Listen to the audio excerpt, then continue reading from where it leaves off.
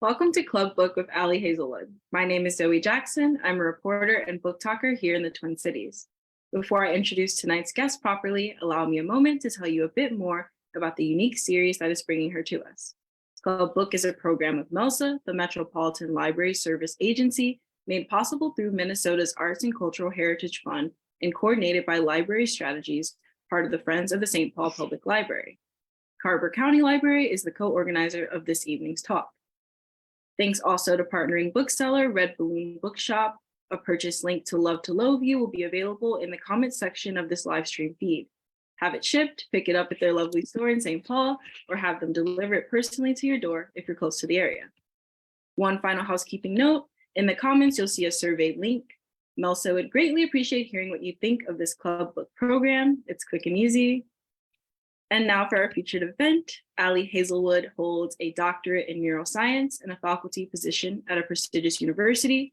She also moonlights as one of the most popular romance authors writing today.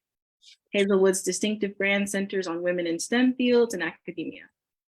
She burst onto the literary scene in 2021 with The Love Hypothesis.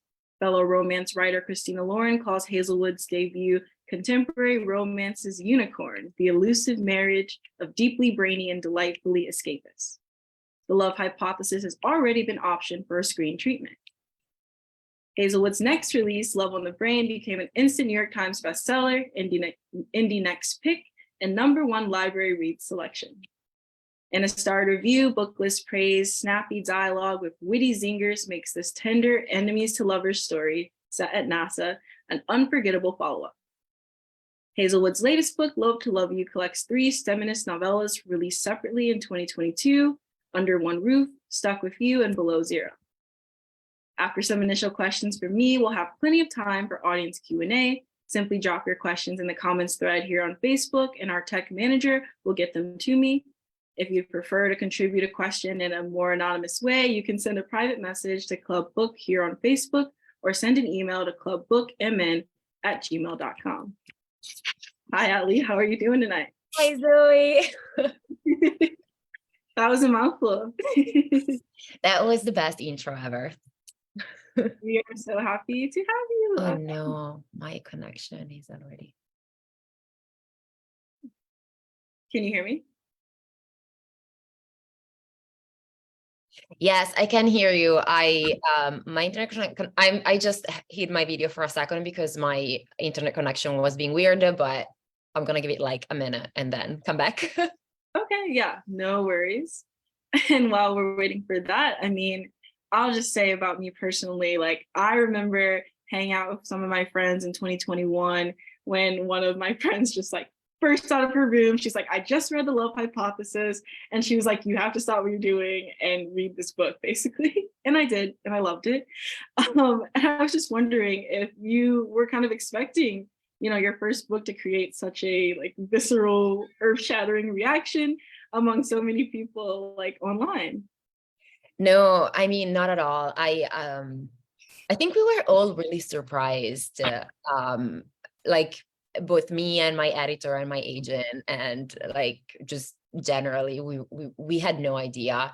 It was a combination of factors that made it kind of explode from the beginning. I think the biggest one was that it was a Book of the Month pick. And Book of the Month is, this monthly subscription box where, there are a bunch of books that you can choose and they send you home hardcovers. And so it was a Book of the Month pick. And so a lot of, people on Book Talk, a lot of influencers kind of had access to it pretty early. And they were they were so sweet on Book Talk about it. And they were talking about like, the book and what things that they liked. And so they kind of promoted the book a ton. And I think none of us expected that, Absolutely. And do you feel like the kind of romance resurgence that I feel like a lot of people have kind of talked about in relation to the pandemic has had like an impact on that as well? Oh, 100%. I think it was such a sad period and everyone wanted to have something happy to look forward to, and also just to know that there were stories that had a beautiful, happy ending.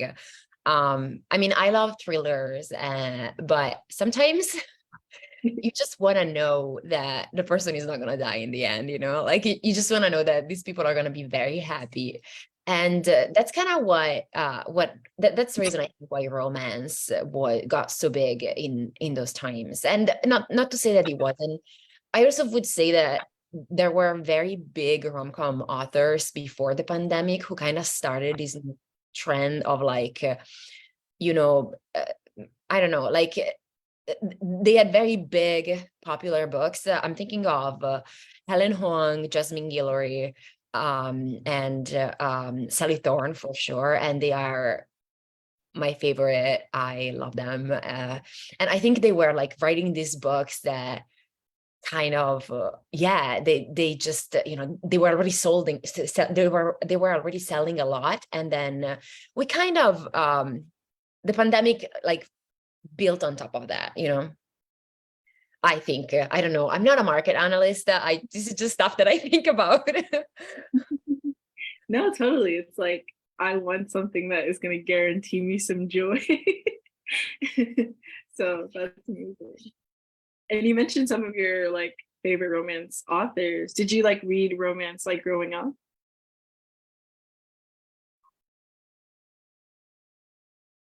Can you hear me? Okay. Yes, I'm sorry, you were freezing again on my end. It's my internet connection. Can you repeat what you said? I'm so sorry. I said you mentioned some of your favorite like romance authors. Like, did you read romance growing up too? Oh yeah, 100%. I started way too early. I should not have been reading romance novels, but I was like stealing Harlequins and those like Silhouette Desire, like literally the super small category romance. I was stealing them from my grandmother, from my sister, and I should not have been. I was reading like Rosemary Rogers and Johanna Lindsay, and I loved every second of it. So yeah, I personally I was a big romance fan. I think I became obsessed with romance in the early 2010s, because that was like the new adult resurgence. And so that you had like a lot of stories set in college and stuff, and I ate that up. I loved it so much. Yeah, me too. Oh my gosh. I feel like the whole like stealing them from your family members is like classic. Like that was me. It's like everybody I know. I know. I know, it's how we are like inducted in the in the romance world, I think. Do you feel like, growing up it was more like not like secretive, but like something like people didn't like talk about all the romance books they're reading or like pass them off to like all their friends. Obviously there wasn't as much social media, but I mean I feel like it's completely different of like, oh my gosh, we're passing this like adult romance around a friend group. I mean, can you talk a little bit about that? Yeah, I mean, I can tell you for sure that I was embarrassed to be reading romance while I was growing up. And like now I am ashamed and embarrassed that I was embarrassed at the time. But like at the time, I definitely felt like, I don't know, I think I felt like it was something shameful that I had to hide. And so um, it's I don't know what changed, honestly. Like, I mean, I know what changed for me. Like for me, the biggest turning point in like becoming very open about loving romance novels was that I um began writing fan fiction and being active within fan fiction communities. And basically I sort of got to the mindset that it's okay to enjoy what you enjoy, and there are other people out there who enjoy the same things you enjoy, very likely, and that and that it's okay to embrace it and just like be proud of it. In terms of why it got like so open, like for other people, because it's true, like Book Talk is so proud of, loving smutty stuff. And I don't know, I wonder if it's a generational thing. Like, I truly have no idea what happened and why this switch happened, but I love it. And I think it's amazing. And, it's just generally, there should be more acceptance in the world, like, as in let people enjoy what they enjoy. And I'm not talking about like, bigoted things, but, you're not doing anything bad by reading tentacle porn. And so we should embrace that. Yeah, absolutely. I I'm gonna, feel like I have gotten like oh, all the come like on. best romance books that I've read in the last few years, like from Book Talk. So I'm so appreciative of that too, of this space where everybody kind of enjoys this genre together. That's really cool. Yeah, totally. And I know you mentioned you write fan fiction, but like when you're writing, your novels, like do you write every day? Like how do you kind of balance your writing with like your day job and that kind of thing? So I actually quit my day job last year. I couldn't keep up with things, and so what ended up happening was that I just kind of I finished up. I was a professor. I finished up the semester, and then now I'm writing full time. I have to say that before, it's so much less stressful than it used to be. Before I was so before I would write a lot at night. I would write in like scraps of time. I would write a lot, like I don't know, if I had office hours and I was waiting for students to come in, I would just write a couple hundred words. So there was a lot of kind of like stealing little snippets of time to be able to make a deadline, or before then, before I was writing professionally, even when I was writing fan fiction, fan fiction is such a labor of love and of passion, and I just kind of had these stories that I needed to tell. And so I was literally writing at 1 a.m. because I had to. Now that it's a job, I have to say, it's much less. It's much more, oh crap, I'm late for my deadline. that I have to say that. Right. That's so funny. Congratulations to you. Full-time writing is amazing. It's such a dream come true. And I might just end up going back to my job, but it's just nice to try for like a little bit. Yeah, totally. What keeps you inspired when you're writing? A lot of things. I think for me, the biggest inspiration, like my biggest ideas, come when either I read a book, or I watch a show, or I watch a movie, or I have a conversation with someone and something kind of tickles me and I decide that I want to explore that a little bit more. And that's usually when I start kind of trying to plot something, or like trying to, that's usually when I have this moment of, wouldn't it be nice if there was a story that kind of echoes that, or that has something to do with that. And that is a lot of fun for me. I guess maybe it's my fan fiction origins. Like I always, usually I steal a little bit from something and then like I build a world around it. Yeah, That definitely is a big source of inspiration for me. definitely. There's only 100 stories or whatever they say, right? Let's see. I'm sorry, I can hear you. I just my connection wasn't stable, so I turned off my video for a second. No worries at all. Um, you talked a little bit about fan fiction, a little bit about, adult romances. Your first, YA novel's coming out this year. That's so exciting. And like, what kind of made you want to take a leap into the YA realm? Um,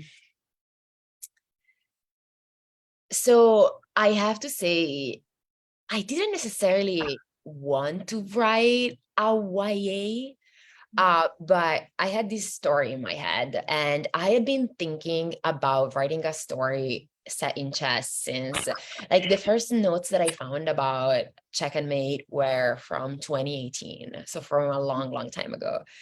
And what ended up happening was that the more I brainstormed this story that I had in my head, the more I realized that the characters had to be young-ish to make sense. This mostly has to do with the fact that the chess world is a pretty young word. Like, you would be surprised by how young, or I mean, I don't know if you would be surprised, but like I was surprised when I first found out at how young chess champions are. So it's very much a young game, a young game, because it requires a lot more physical and mental stamina that I would have thought.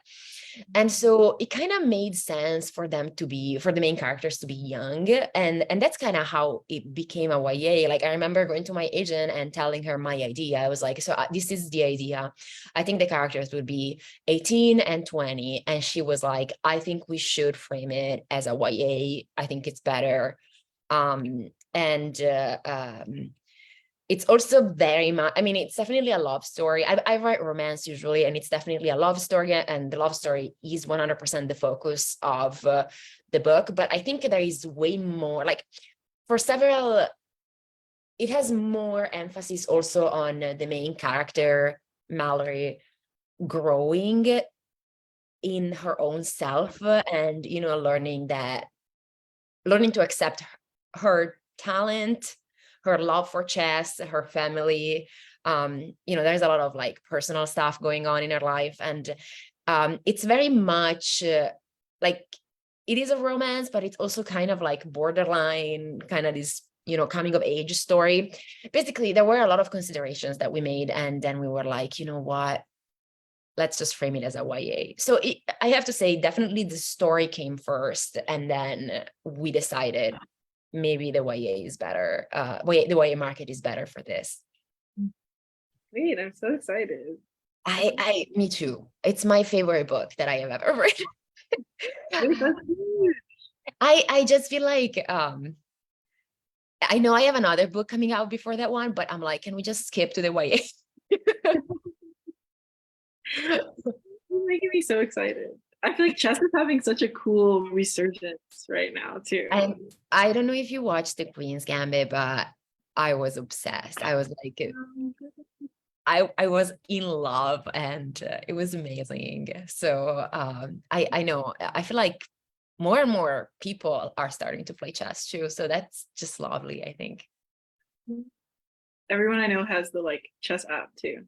Yes. Like, Yeah, yes. One of my favorite chess apps is like the Magnus app. So Magnus Carlsen is the the best chess player in the world for the past, decade or so. And he's again a very young man. I think he just turned 30-ish or something, or well, something like that. Well, maybe 30 something. But he has this app where you can try to play against Magnus at different ages. And Magnus at age like 5 has beaten me like 40 times. And I'm like, this is upsetting. Stop this. wait, I have to try it. I'm gonna do so bad. It's so like humbling. I'm like, okay, fine. Thank you for the recommendation. I promise I do not make money off of Magnus Carlsen's app. I wish, but I don't.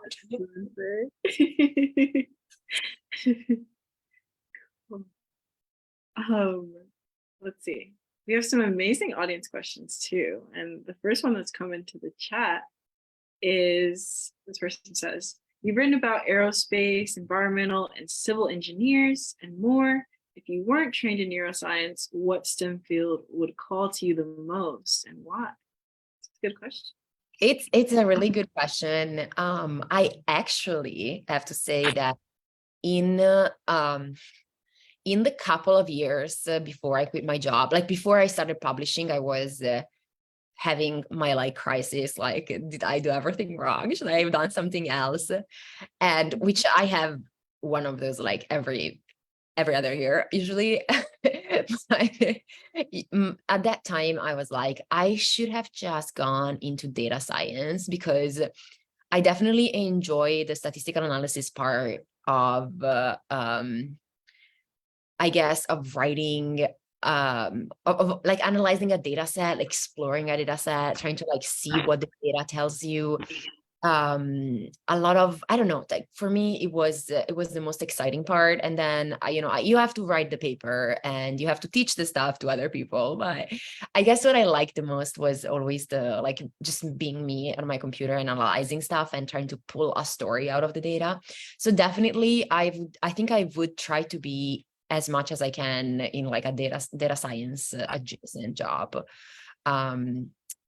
Which I guess something like a statistician or a biostatistician, I guess. Cool. That's awesome. I wish I knew more about data. It's always like, I'm a reporter is my day job, and people are always like, journalists don't like math and data, like that's why we write. And then like other people are like, no, journalists are like should know data, like all this stuff. So I'm always trying to learn, but I'm struggling. Like journalists though, I mean, you guys could report what the experts tell you and stuff. So I think people should leave you alone. Yeah, makes you more marketable to know the data though. So I gotta. Right. Yeah, I can imagine. I feel like and the job market right now is like the more things, like everyone, I feel like everyone expects you to be able to do everything at all times, and it's scary. Do everything at your day job and then also have a side hustle. Of course, yes, absolutely. Oh, um, let's see. Another question from a audience member. I'm a unapologetic lover of romance tropes, roommates, enemies to lovers, miscommunication, and so on. Ali Hazelwood, you have the best. What tropes are your personal favorites? oh my God. Okay, so well, thank you. So my favorite trope, I mean, I have many. I love marriage of convenience. And like, okay, so I love enemies to lovers, but a specific brand of enemies to lovers where like, this is gonna sound complicated. It's a specific trope. It's like, I love it when they are fated mates. So they are like destined to be together, but also they are on opposite sides of, I don't know, a war or something, or a magic thing. And that is just truly my catnip. I will read whatever story. That's like such a perfect like fan fiction trope too. It's like it's just like the most niche down possible. Yes. That is so true. It's like basically an AO3 tag. That's exactly what it is. And I'm like, I'm trying to think of like a real book that's like that. I've got you, but it's not out yet. Oh, But okay, I actually want to recommend to everyone Tia Guanzon's The Hurricane Wars. It's going to be out in, I want to say October 3rd. In October. It's a fantasy book. It has these exact tropes. I think Tia wrote it for me personally, even though she wrote it before she met me, but I think she knew deep down.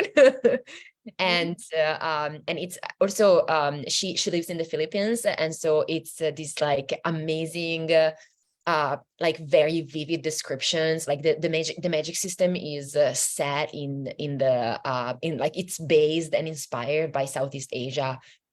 Amazing. Like once again, the Hurricane Wars, Tia Guanzon, pre-order it. Sorry. Oh, that's such a good rec. Thank Oh you. my God, it's so good. It's so good. You should ask for an arc. I bet you will get it. It's amazing. Sorry. I I'll will. intercede for you. I feel like it's so fun to like ask your favorite writers like what they like to read or like what you've been reading. So, and someone asked that too, so I'm gonna ask now. But like, what else have you been reading lately that you've enjoyed?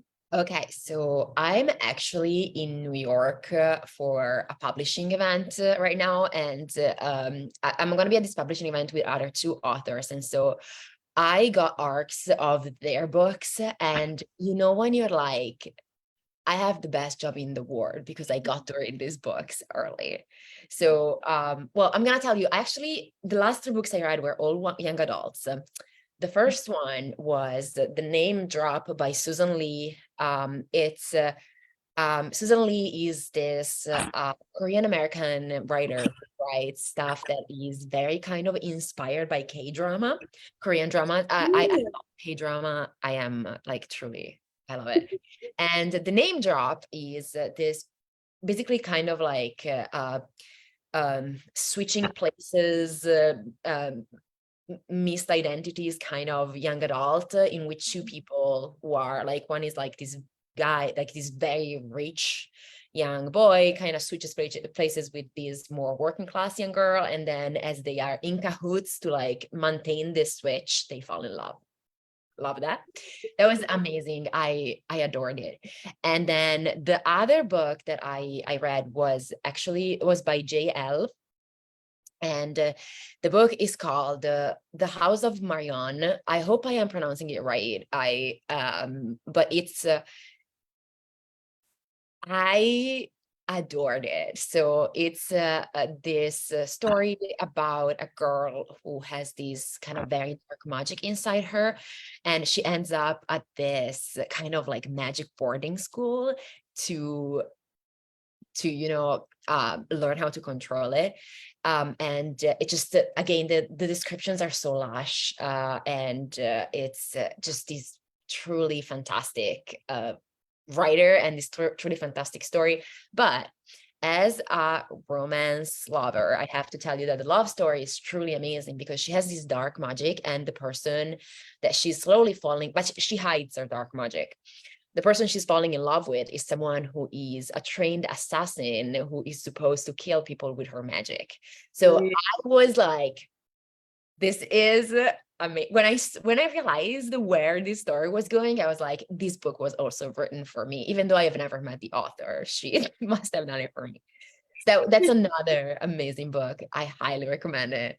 Again, I'm very sorry because all of these books are arcs and are not gonna be out for a while. I promise I'm not trying to be a tease. It's just that I mostly read arcs. I'm so sorry. No, it's something for us all to look forward to. Yeah, and you can also pre-order them. Yeah, I know. I feel like whenever someone has an arc that I don't have and they talk about how good the book is, I'm like, I have this, oh my God, I want it right now. So sorry about that. And the one that I'm actually reading right now and loving is called Thieves Gambit by Kevin Lewis. I hope I am pronouncing the name right. And this is another YA about, basically, it's kind of like Ocean's 11, but it's a book about a thieves competition, and it's fun. It's so good. I haven't finished yet though. It's possible that they will die in the end, and I would be sad. No, I don't think it will happen. But anyway, that I'm having so much fun. So yeah, sorry. No, oh my gosh, that's perfect. I love a look into your current reads. That's so fun. If you want me to like write you down the names of the books later to write down in the comments or something, I'm happy to do that. Yeah, that would be awesome if you have a second. And moving back to your work, Okay. we'll come back to other things. Okay. But your novellas, I mean, oh my gosh, that was so fun when they were all released separately, and then it's awesome that they're, in one book together now. A reader asked, if you originally conceptualize these three as one book, or if that came later. And folks asked about, their friendship and how they're all kind of connected, and that part of it as well. So I'm going to be honest. These novellas are basically like they almost happened by accident. So this is what happened. I wrote like pitches for the novellas. Like sometimes in publishing, it's something I didn't know. You write a proposal for something that you haven't written yet. And sometimes, a publisher or an editor would want to pick it up, and then you write it after they buy it. And my agent at the time had a contact with, I think, Audible, and they were looking for very short stories that they would, that would be just in audio, basically. And I wrote the pitch for these 3 stories, and they were going to be very short, like about 5,000 to 10,000 words, and they were going to be about like these 3 friends, and like something very quick.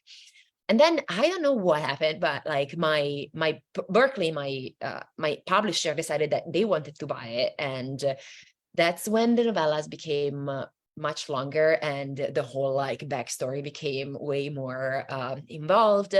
I wasn't sure that they were going to be in print to get all of them. Like what I was told at the beginning is if they sell well enough, maybe we'll put them in print.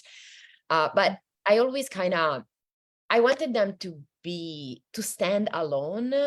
So you can read one, if you want a specific trope, or you can read the roommate one without having to, read the others. But I like the idea of there being like some kind of overarching, friendship and something that, tied the girls. So yeah, I guess I would say I didn't know that it would be published, but I liked to see them as interconnected from the very start. Yeah. Okay, that's so cool to know. Yeah. It was a journey. Do you have a character that you feel like you connect with the most, or that like reminds you the most of yourself? It's so hard. I think I put little traces of myself, of my characters. But then I also like expand them and like make them more of a big deal than like, we take our flaws and our, nice qualities, and I would say dramatize them a little bit when we write. At least that's what I do. So it's hard to pick one character that I think is most like myself. I feel like even when my characters, I know I write very anxious characters, but I am way more anxious than they actually are. So there's that. Yeah, I mean it's hard to pick one, but I would say a little bit of me in all of them. Good to know. Another audience member asked about the novellas. What kind of went into the decision making of like the order that they were in? And this person said their book club, people read them in different orders, and they feel like maybe that kind of influenced like how they felt about it. Yeah. I'm trying to remember. I honestly don't know. Like, I think I thought of them in that order for the first time, and then I never again considered changing it. I think that was probably what happened. Looking at it, probably it's because I would definitely think, looking back, I probably wanted to end with with Below Zero, just because it's the one that's a little bit more dramatic, and it was the one that offered the most opportunities for like a reunion, to have all the 3 girls in one place, and I kind of wanted a scene like that. But yeah, thinking about it, the first and the second could have been swapped, and I don't think there would have been any difference. Yeah, I think it's one of those things where like you write a thing in one way and then you never reconsider it. That was yeah. I mean, it was meant to be. Yes, maybe it was perfect. Right. Um, another audience member kind of asked if you've gained any like famous fans since you've like blown up. And like, Um, what do you think about that? Like, are there people who you're like, wow, they're reading my writing? well, I don't think she's a fan, but my second book was also a pick for book of the month, and they sometimes get like stars to write recommendations, and they got Hannah Simone. She plays Cece in in New Girl, and Oh, yeah. I was, first of all, I didn't know that. Like, I only found out like a week after the fact. And then because my ex-publicist from my publisher, who now works elsewhere, like messaged me, was like, oh my God, I love New Girl. And I'm like, I love New Girl too, but like I didn't understand the concept. And she's like, oh, but like, did you see that Hannah Simone wrote your recommendation? I was like, what? And that was like, that was truly, I think that was my most adjacent moment to to a celebrity reading my book. But I have to say, I'm a big reader. So for me, like authors are kind of celebrities or something. And like, I got like to talk and chat and like sometimes even become friends with authors whose books I have been reading for decades. Like last month, I did an event with Sherry Thomas, who is a historical romance author, but you also might know her from the Lady Sherlock series. So it's basically this reimagining of Sherlock Holmes as Charlotte Holmes, set in the Victorian period. It's like she was always like, I was reading her books when I was in college, and like I was reading them, rereading them, memorizing them. And I got to do an event with her, and I'm like, this is my life. Like I was so happy, and Sherry was so lovely. So, and like, I don't know, like Christina and Lauren from Christina Lauren, they're two people, but like we hang out sometimes, and I'm like, whoa, this is amazing. Like these are these people that I deeply admire, and they turn out not to just be great writers, but they're like really lovely people to talk to. And I just, it's mind-boggling to me. I cannot get over it. So I wouldn't say they're my fans, but I guess I got like I ended up becoming friends with these people that I've been obsessed with for years, and I'm like, Oh, so cool. That's amazing. no. Aside from, making friends, what do you love or what do you enjoy the most about like writing rom-com? Um, it's a good question. I love writing sex scenes.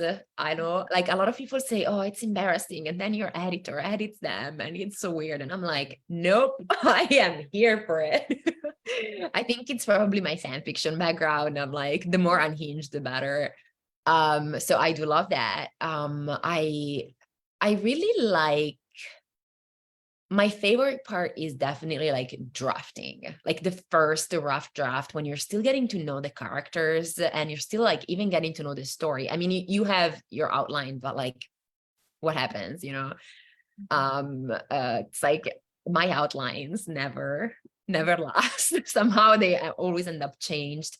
So that's kind of like the most fun part to me, maybe because it resembles so much how I started with writing. Like I was, originally I was there for fan fiction, and fan fiction was it's very much a first drafty kind of process.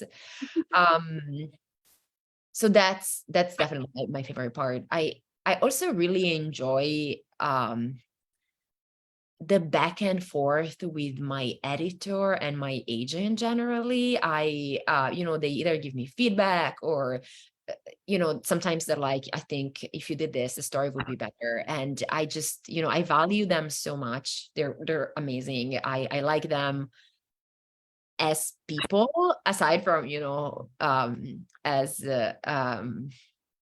I guess, people to work with, like I like them as, friends, I guess. So my author and my agent, they're, Sarah Blumenstock is my editor, and my agent is Taule. And I just really like the collaboration between us. I think it makes my work better. So yeah, I guess these are my favorite things. They're your friends and your like beta readers. Okay, but like I also have my very close friend Jan. Shout out to my friend Jan, who reads. She's the one who reads everything I write for her first, and she catches some stuff that I'm like, I am so sorry that you had to read this mess, this sex scene in which he has 4 hands. I am so sorry. I did not mean to do that. That's so funny. I also feel like it's such a sign of your talent that you're like, I love the first draft. Like I feel like the first draft is so scary and like daunting to so many people, but that's You your know, favorite. it's the same for me, I have to say, but I was doing an event with I think with Ali Brady.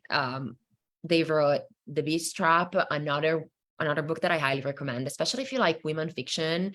And especially if you like stories about sisters who maybe are not getting along at the beginning, but like grow to love each other. I love this book. But anyway, I was doing an event with them, and I think it was Ali who said, I think that like the most important thing that I have learned is that the only thing a first draft has to do is exist. And I couldn't stop thinking about it. And now that I know it, it's almost, I'm almost more relaxed. Like I repeat it to myself when I'm like, I don't like this scene that I'm writing, but like I repeat it to myself and I'm like, okay, well, there's going to be a second draft and a third draft and a fourth draft. There's going to be like a 10th draft probably.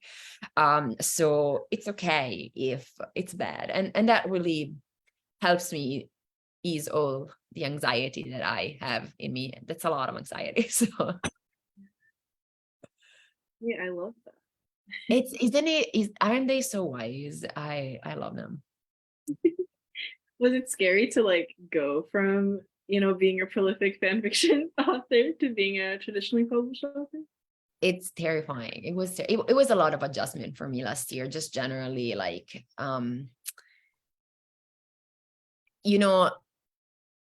I have always been not just because here's what it was like as a fan fiction reader and writer. Like the fan fiction community is very kind of sweet and supportive. So you really only get like positive reviews to your writing. And that's not the case with traditional publishing, and that, as it should be. Like people are paying for your book, they should be able to write whatever they want about it. But another thing that I kind of realized during the past year was that I had to absolutely pull out of reader spaces because they're not my space anymore. And that was hard because I read a lot and I love to read and love to talk about books, especially books that I loved. Like I could talk about books for hours. And so that was, I think, it was an adjustment when I sort of had to realize that, like writing fan fiction and writing for traditional publishing are two different things. Like the rules, the etiquette, all of this stuff is different. And I had to kind of change my online behavior in a way.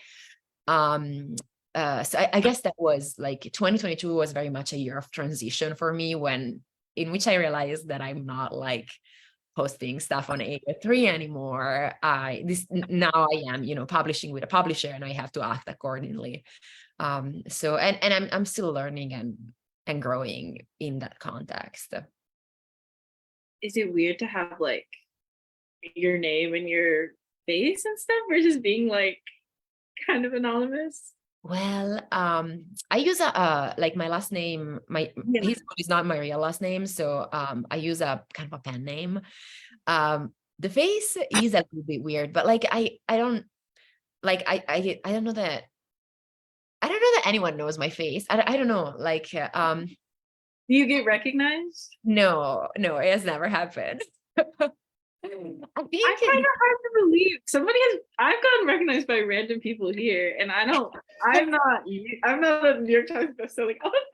maybe if they have, they just haven't told me. I once recognized an author and went to her just like it was Olivia Blake. She wrote the Atlas Six and Alone with You in the Other, and I saw her and I was like, I'm going to say hi and I'm going to fangirl, and I did. And I fangirled so hard.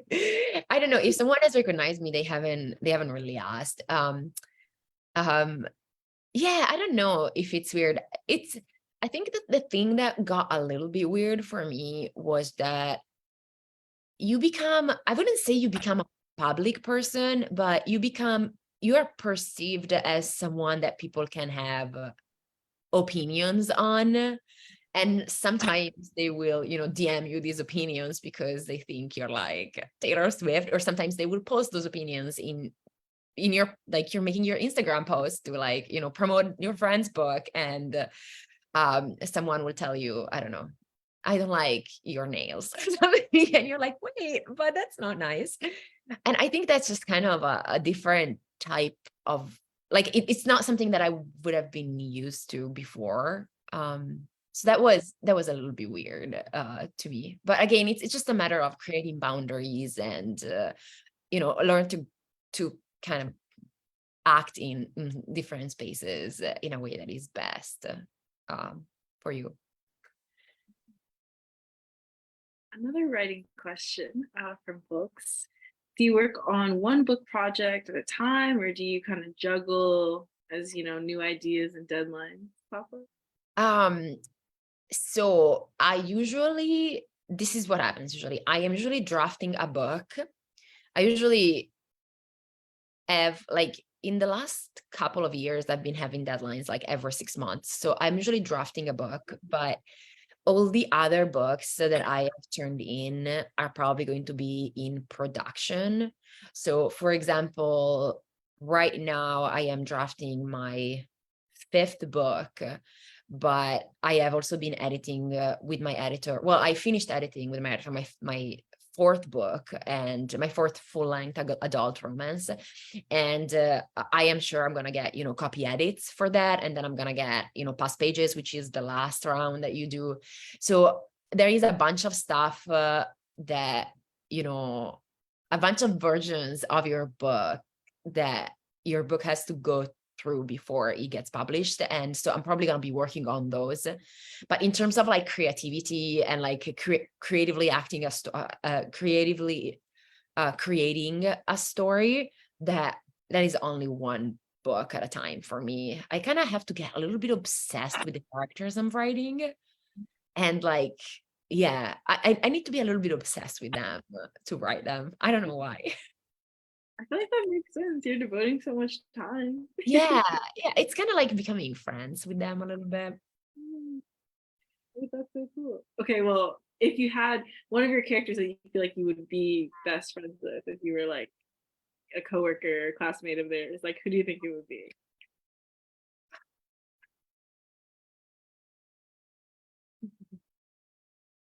Uh, B, I would say. Okay, yeah. I can only see, so that they would be like B from Love on the Brain, just because she's a neuroscientist and yeah.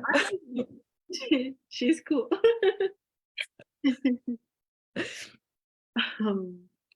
And when you're writing, like, do you have like a particular soundtrack that you'll kind of like make for each project, or like do you have a favorite writing spot or drink? Like, talk a little bit about that. So definitely my drink is Diet Sprite. I don't know why or when I became obsessed with Diet Sprite, but it's just like, I just drink it, so much of it, and it's probably like taking like 10 years off my life, all these Diet Sprite I'm drinking, but I cannot stop. So that is a problem. Um, I have an office in my home, and I bought this like IKEA chair that's super comfortable.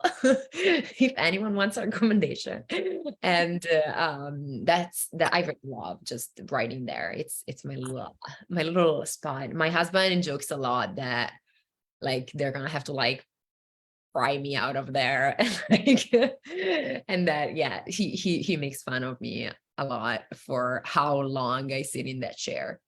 I usually like the quiet when I write. I don't really do well with music or backgrounds and stuff, but I will usually have some degree of songs that I'm listening to around the writing, like not while I'm writing, but like I'll get obsessed with the songs that I feel like represent what I'm writing. Usually they are Taylor Swift songs. I usually have some kind of Taylor Swift playlist in mind. For my next book that's coming out, Barnes and Noble did like these exclusive edition, and they asked if I wanted to, write essays or some bonus content. And I was like, can I pair every chapter of my book to a Taylor Swift song? And that was the most fun thing I have ever written. I loved it. I'm excited. Oh my God. Are you going to the Eras tour? I have been, and Which one did you go to?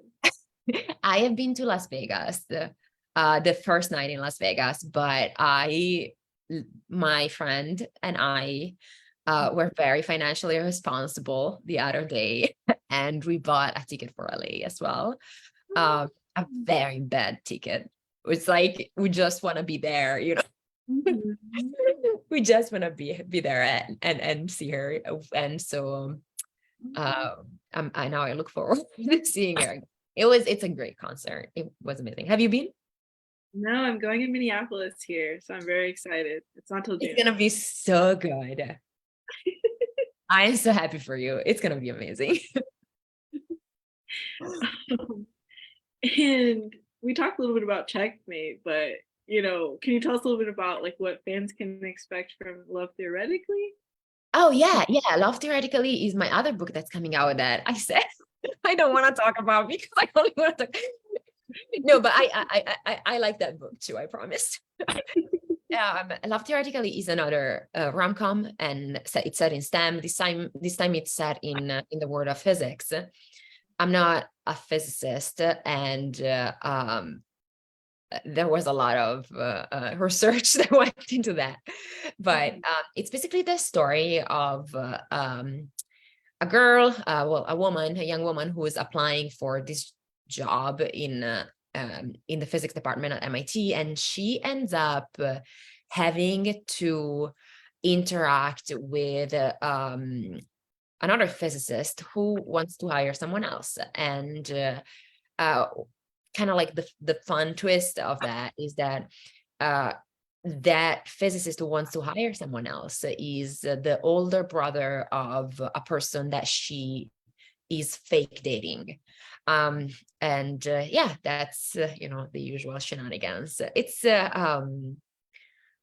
a little bit, if you watch The Big Bang Theory, or you have watched The Big Bang Theory, there is this like rivalry between Sheldon and Leonard, because they are both, they're both physicists, but one is an experimentalist and the other one is a theorist. And in Love Theoretically, Elsie is a theorist and Jack is an experimentalist. So there is this like weird feud within a field. That was a lot of fun to write. Really? That's so exciting. I love a workplace feud. Same. I don't know why, but Another audience member asked, if you can share anything about the upcoming Netflix project. for the Love Hypothesis. Sorry, we're jumping around. Oh, sorry. My connection. Sorry, my connection. You mean for the love hypothesis? Yes, yes. Okay. Sorry, I'm coming back. No worries. So these things move really slow, but I can tell you that I have read the script Oh, for it's amazing. I was so mad because I was like, this person has made so many jokes and like created, they changed some things from the book, and like it's so much better than the book. And I was so mad. I was like, how did I not think of this? This is so good. This is so well done. Yeah, so I can tell you that I read the script, and I mean, I don't know if I had to give approval, but I was like, I told them how much I love the script, and I yeah, now it's one of those things where the producers are doing their magic, and I don't know anything, but yeah, my main update is the person who wrote the script had so many amazing ideas, so many jokes that I wish I had thought of for the book, and I am so jealous. And yeah, great. That's so exciting. Oh my it God. is. Well, coming to a screen near you at some point. Hopefully. Let's see if we have time for anything. Well, this is a fun one since we love recommendations. Are there any books or romance movies, either way, that like you feel like you return to over and over again, and why? Yeah, I mean, a big one is Pride and Prejudice, 2005. The superior Pride and Prejudice, some would say. I actually love all Pride and Prejudice adaptations, but yeah, that's just, I don't know, that's my favorite. I watch it. It's funny because my friend Julie and my friend Julie wrote the book Forget Me Not, and it's gonna be her debut. It's coming out in July with Forever. Again, highly recommended. It's a wedding about it's a wedding, like a celebrity wedding, and the florist and the wedding planner used to date, but then they broke up, and they find themselves having to work together on this celebrity wedding, and the book is amazing, highly recommended. But my friend Julie and I, we travel together a lot, and whenever we are in a hotel room together, we fall asleep watching Pride and Prejudice 2005. Like it's we have no, I don't know, we reach no point of saturation. Like we always want to watch it more. So that's one. What else? I mean, I feel like I want to say everything by Sherry Thomas, like all of her books. I constantly reread them. She really is, I think, one of my favorite authors, if not my favorite. Um, Nalini Singh is also an author whose books, like I've literally reread. So she wrote this Side Changeling series. It's like a paranormal um, series that is amazing. And I think it's like 20 something books, and I reread it every once in a while. And I'm like, you know what?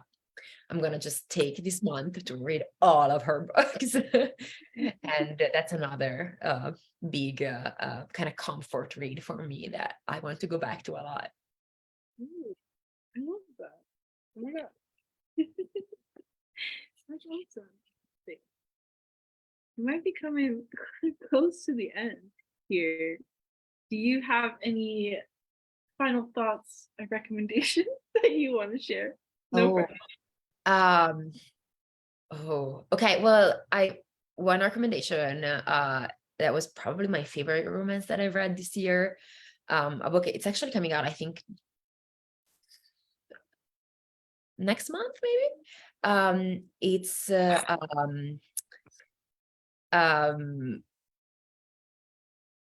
True Love Experiment by Christina Lauren. It's if you like romance novels, that romance is it's basically the story of a romance writer who ends up being the protagonist of this dating show in which she is dating all these like romance archetypes. It's a very meta book that kind of like makes fun, but not makes fun to like in a bad way. Like it kind of, it really kind of embraces everything that's beautiful and that's weird about the romance genre. And it's such a love letter to everything that's romance. And I highly recommend that. And I think that's coming out in May, maybe, but I don't know. It's very good. Really awesome. Something else to look forward to besides Checkmate and Love Theoretically. So I appreciate that recommendation. I think that's all we have time for this evening, but thank you so much, Ali, for penciling us into your spring. And it's so nice to meet you and just have you here talking to us all. It was so fun to touch, to chat. Thank you. Yeah. We should touch. We should meet in person. But yeah, it was so fun to chat, and yeah, and thank you for chatting with me. Anytime. This has been a virtual presentation of Club Book, a long-running literary series of MELSA made possible by the Arts and Cultural Heritage Fund. Special thanks again to Carver County Library for the part they played in bringing Ali to us. Before you log off, look for the Club Book survey link, which is in the comments and will be projected in place of my video. Last, consider joining Club Book on Thursday, April 20th for their next program featuring a prize-winning poet and hip-hop historian, Joshua Bennett, author of Spoken Word, A Cultural History. This event will be in person at the Rondo Community Library in St. Paul, and as always, it is free to attend. You can learn more at clubbook.org. Have a great night, and thank you so much, everyone.